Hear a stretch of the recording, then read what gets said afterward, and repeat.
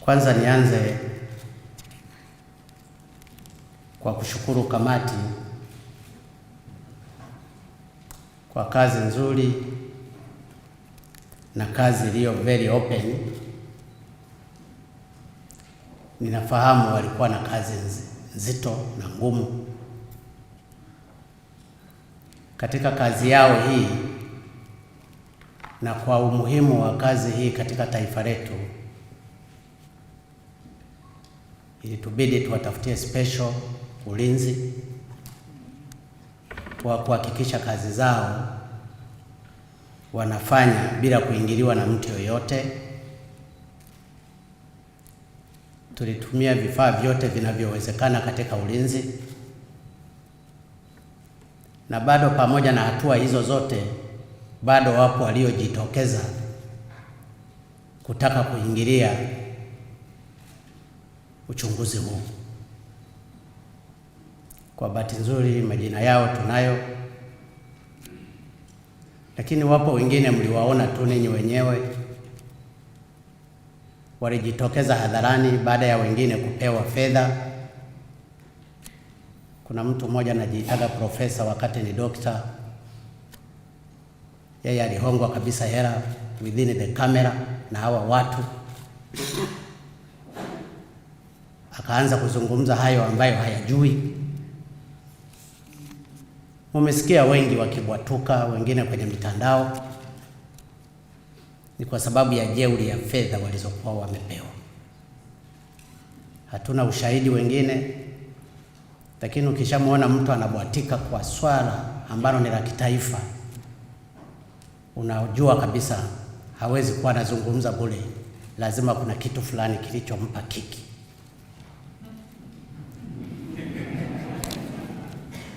Ninachotaka tu kusema ndugu zangu na kwa Watanzania, tuko kwenye vita, na vita ya uchumi ni mbaya sana.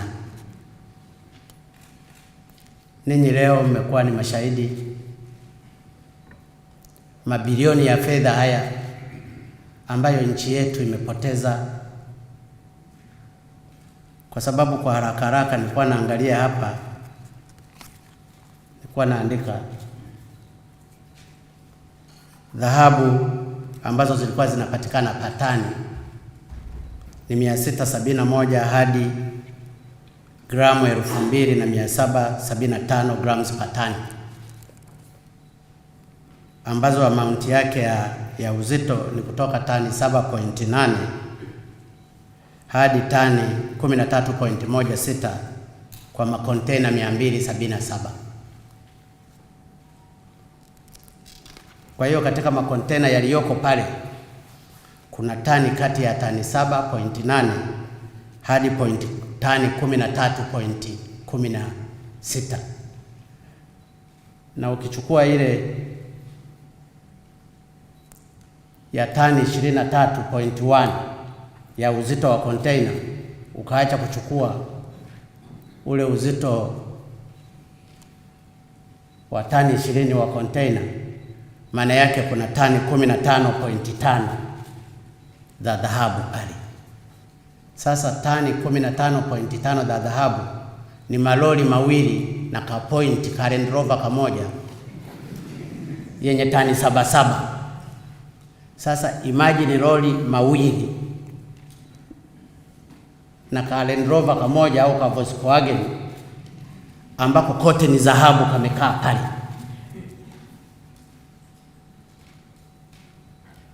Malori mawili ya tani 7 yanaleta tani 14. Tunabakiwa na tani 1.5 labda pickup. Umezipaki pale, zote ni dhahabu katika language ya kawaida, na hiyo ni kwa makontena 277. Ninajua kuna tume nyingine ambayo inataka kujua ni makontena mangapi yaliyosafirishwa, kama alivyouliza father pale. Lakini kwenye ripoti za rafurafu huwa wanasafirisha makontena kati ya 250 na 300 na 300 zaidi kwa mwezi. Kwa hiyo kwa mwaka ni zaidi ya makontena 3600. Ukizidisha kwa tani hizi, maana yake ni tani 171 hadi karibu tani 200 za dhahabu. Ukizidisha kwa miaka 10, utaona ni dhahabu tani ngapi. Ukizidisha tangu mwaka 98, unaweza ambao ni miaka 17, ukazidisha, utajua ni tani kiasi gani na ni trilioni kiasi gani. Hiyo ndiyo Tanzania. Kwa hiyo tunasubiri ile kamati nyingine, hatutaki kuiingilia. Hawa wamemaliza katika upande wa analysis, watakuja hawa mambo ya kufanya ile sheria, amount ya makontena na kadhalika, ili tujue exactly, na hapo ndipo ripoti yote ya hawa wataalamu itakuwa imekamilika. Lakini ni kitu cha kuumiza mno, ni cha kuumiza, ni cha aibu, na nilifikiri Watanzania wote kwenye hili tushikamane.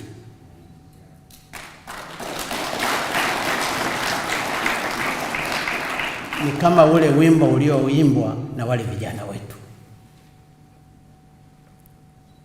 Unapoenda kwenye mahospitali, watu wanakosa madawa, wanakosa vitanda, wanakosa mashuka. Unapoenda kwenye mashule yetu, madarasa hayatoshi, madawati lazima tuchangishane. Unapoenda kwenye miundombinu yetu, tunahangaika kutafuta hela za treni kujenga, mpaka tukope, tuzibane. Kumbe kuna hela ambazo zimemwagika tu hapa. Lakini wapo Watanzania ambao tuliwapa huo wajibu wa kusimamia, hawajali. Na hiki ndicho kinauma sana. Katika takwimu za TMA, na ndio maana siku ile nilimfukuza mara moja yule katibu mkuu wa Wizara ya Nishati na Madini alipokuwa akihojiwa na waheshimiwa wabunge kwamba kuna uzito kiasi gani cha dhahabu. Anazungumza uzito wa dhahabu hapa ni 0.02 gram.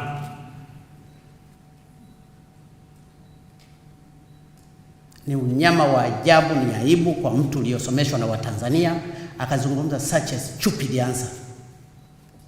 Nilishindwa kuvumilia, nilipoona tu saa hiyo hiyo nikamfukuza.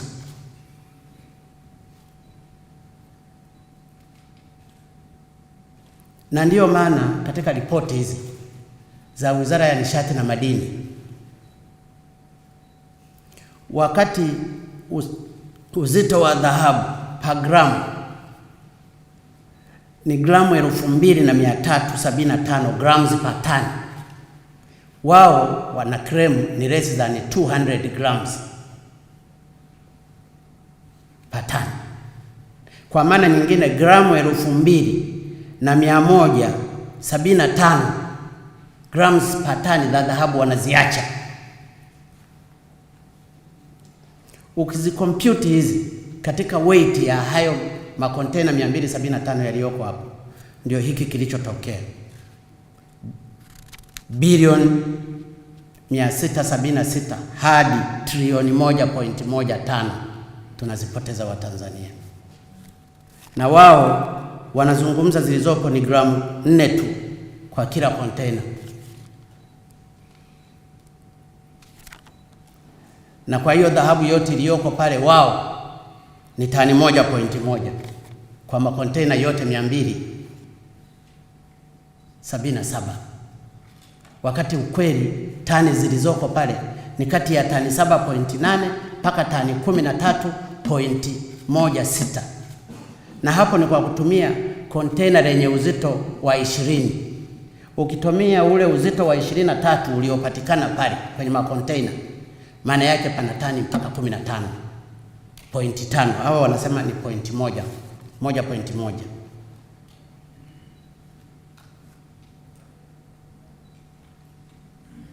Inaumiza sana, inaumiza sana. Lakini angalau basi wangekuwa wamezisahau hizo za dhahabu, lakini wamesahau kila kitu, hata kwenye kopa, hata uzito wa silver, kila kitu wao wana under invoice. Kopa wanasema is only 20%, lakini wamecalculate hapa, wamekuta value ya kopa ni zaidi ya tani 5.2 mpaka tani 6 na kitu, ambayo kati yake ni fedha bilioni 18 hadi bilioni 23.3. Wao wana register just a small amount of it. Wanasema kuna tani 4 tu tons per container. Silver hivyo hivyo. Ukienda sulfur, pamoja na kwamba tuna sulfur, tuna iron, tuna iridium, tuna rhodium, kuna beryllium, kuna tantalium, kuna yttrium, kuna lithium, kuna zinc and so on and so on. Haya yote wao wala hawajali. Hawajali wala hata kuyaregister tu. Na ndio maana unaona madini kama iridium ambayo bei yake inakaribia ya dhahabu, wameachia hapa kati ya bilioni 108 hadi bilioni 231 unrecorded, tumewaachia watu.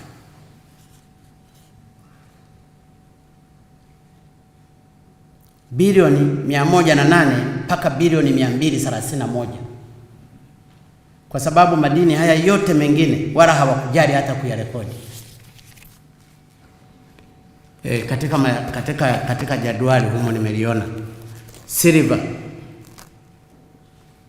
thamani yake ni bilioni 2.02, kuna copper 17.9, sulfur 1.8, iron 2 point something, zinc 52 milioni, nickel 82 milioni, rhodium 661 bilioni, iridium bilioni 108, yttrium bilioni 12, beryllium bilioni 5, tantalium bilioni 1.8 and lithium and so on.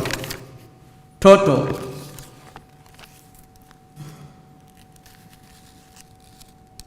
trilioni 1.438 bilioni. Hizi zote hazikuwa collected. Na ukitumia sasa tani 23.1, maana yake ni zaidi ya trilioni 2 point something za fedha ambazo hazikuwa recorded. Ukizidisha sasa kwa makontena yote yanayoenda kwa mwezi, ukazidisha kwa makontena yote yanayoenda kwa mwaka, ukajumlisha kwa makontena yote yaliyosafirishwa kwa miaka 17, tunaweza tukaona kwamba nchi yetu it was supposed to be a donor country. Sasa tunaonekana ni maskini, wakati mali tulipewa na Mungu. Tanzania tukapewa na Mungu, madhahabu na madini yote tukapewa na Mungu, halafu sisi tunayagawa bure. Sifahamu tunatakiwa kuombewa kwa imani zipi, lakini kwa vile kuna wachungaji hapa, nafikiri ndio wakati wa kuliweka taifa hili kwenye mikono ya Mola wetu ili kusudi tuwe converted. It is terrible. Lakini unaweza ukashangaa, katika wizara hizi ndizo nilifikiri kwamba nichague wasomi wazuri wa kuziendesha.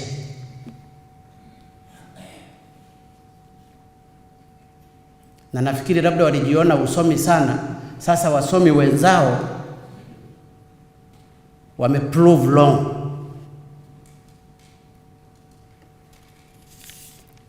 Sasa ameeleza mtoa taarifa kwamba mbali ya hayo madini ambayo tumeyataja hapa, yako mengine: platinum, palladium, selenium, tellurium, molybdenum trioxide na kadhalika. Yaani kila kitu kipo.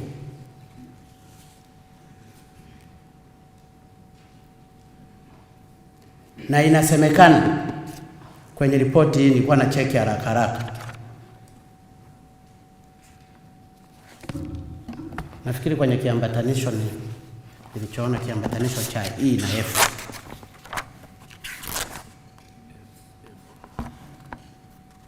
Kwanza, hawakupata mahali popote panapopelekwa madini yetu kwa ajili ya smelting. Hakuna.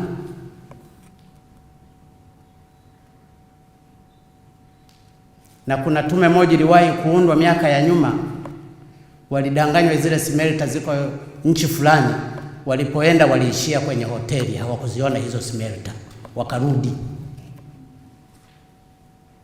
Na inavyosemekana haya madini yetu hayapeleki kwenye smelter za hawa wanapochukua, na wao wanawauzia watu wengine wenye smelter.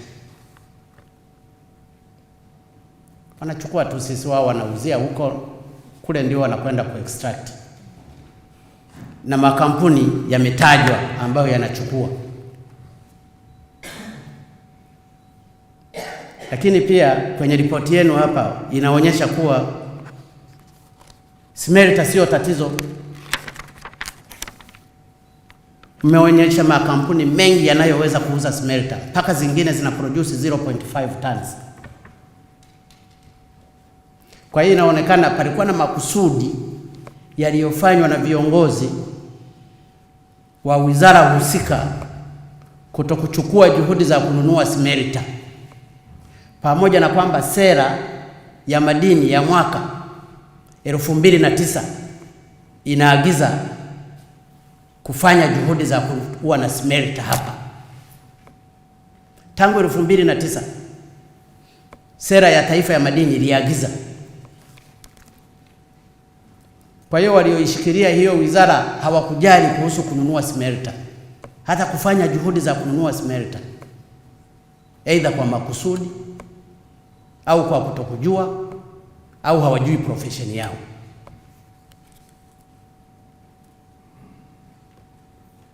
Lakini cha kujiuliza hapa, kwa nini TMAA ipime kidogo na wachukue tu sample waliache li container kule, halafu wanakuja tu kuweka, mnajizitaje, rubber band au sticker siri, wakati hujui hata kilichowekwa ndani. Why? Kwa nini?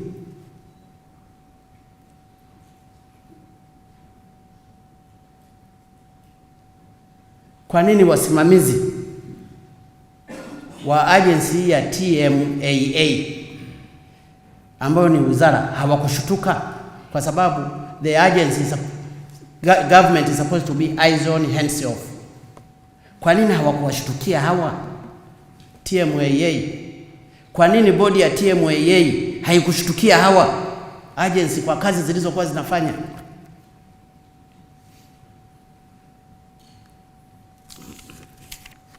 Inawezekana nikajiuliza maswali mengi, na ninyi najua mmejiuliza maswali mengi. Maswali hatutayapata majibu. Inawezekana labda majibu mengi yatapatikana kwenye tume nyingine ambayo nayo inaleta ripoti yake, ambayo sasa yenyewe ina combine kwenye economic impact zilizotokea. Lakini mimi niliondoka na wenzangu kule kuteta kidogo kwamba ripoti hii haiwezi kupita hivi hivi.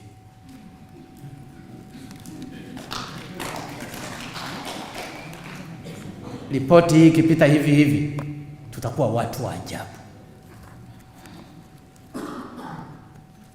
Tutakuwa watu wa ajabu. We have to do something. And I think we are supposed to do something. wakati tukiwa tunasubiri ile ripoti nyingine.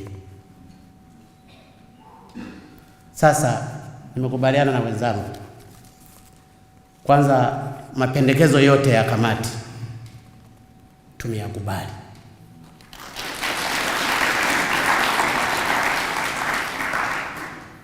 Lakini la pili, bodi ya TMAA nimeivunja kuanzia leo. Tatu, Chief Executive wa TMAA anasimama kazi, lakini vyombo vya dola ambao mko hapa muanze kuwafuatilia wafanyakazi wote wa TMAA waliohusika na mlolongo wote, na document ziko pale. Hatua za kisheria zianze kuchukuliwa, na zianze kuchukuliwa kuanzia leo. Hatuwezi tukawa na watu ambao tumewasomesha halafu wanafanya mambo ya kipumbavu kwa manufaa yao madogo, wakasahau manufaa mapana ya nchi yetu. Kwa hiyo vyombo vya dola na PCB, mfanye kazi yenu kwa wahusika wote wa TMAA plus the Chief Executive Officer. Kwanza nimemsimamisha kwa sababu yeye is supposed to be responsible, lakini wengine wote wanaohusika kwenye mlongo huu wafikishwe kwenye mkono wa sheria. 4, katika shughuli zote zinazofanyika katika nchi zinazohusu madini, kuanzia leo vyombo vyetu vya ulinzi na usalama vianze kutumika effectively.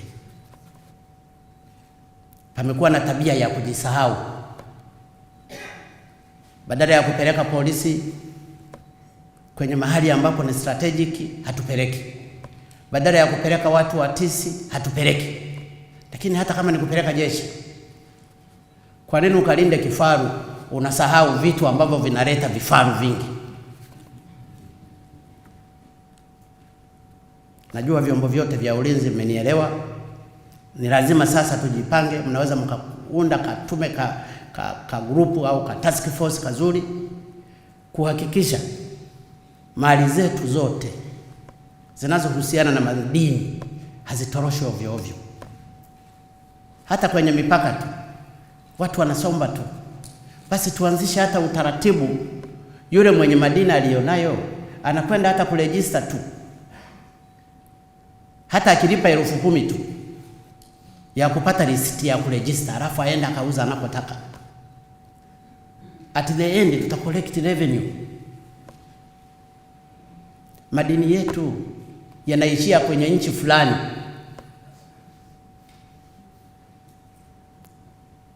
Mengi mno.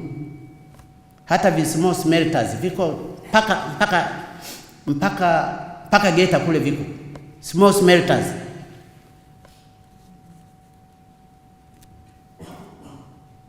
Hata hapa Dar es Salaam kipo.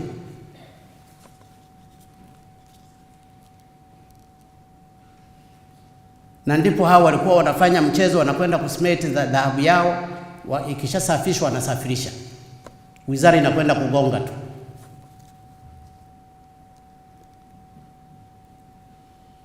Lakini wizara wameshindwa kusimamia TMAA.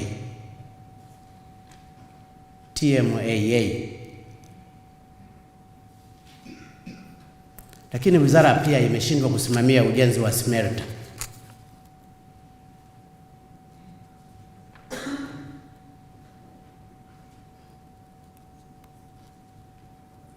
Lakini pia wizara imeshindwa kuweka utaratibu wa kufuatilia haya makinikira. Walishindwa kitu gani? Mbona wanasafiri kwenda Ulaya kila mara? Walishindwa kitu gani hata kuyafuatilia haya makinikira yanapopakiwa hapa? Wanawauliza wale wahusika yanaenda wapi? Unapanda ndege unakwenda kuyasubiri huko? Kamishna wa madini anafanya nini? Waziri anafanya nini?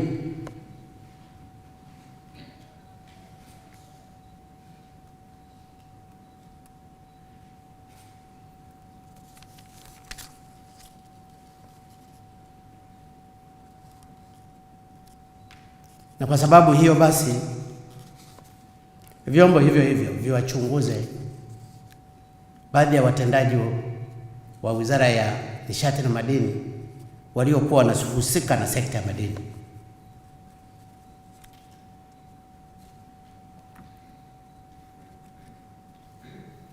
Ni kwa bahati mbaya nimeteua kamishna wa madini wiki iliyopita, kama wiki moja au mbili, siwezi nikampanish kwenye hili, lakini aliyekuwepo ambaye amekaa kwa zaidi ya miaka 4, hebu mchunguze kwa nini hakutake action. Lakini kwa haya yote, ninampenda sana Profesa Muhongo, lakini pia ni rafiki yangu. Lakini kwenye hili ajifikirie, ajiassess, na bila kuchelewa. Nilitaka aachie madaraka. Ndugu zangu, ninawashukuru, asante. Kwa elimu hizi na mengine mengi, usisahau kutembelea katika kurasa zetu za Facebook, Twitter, Instagram pamoja na YouTube.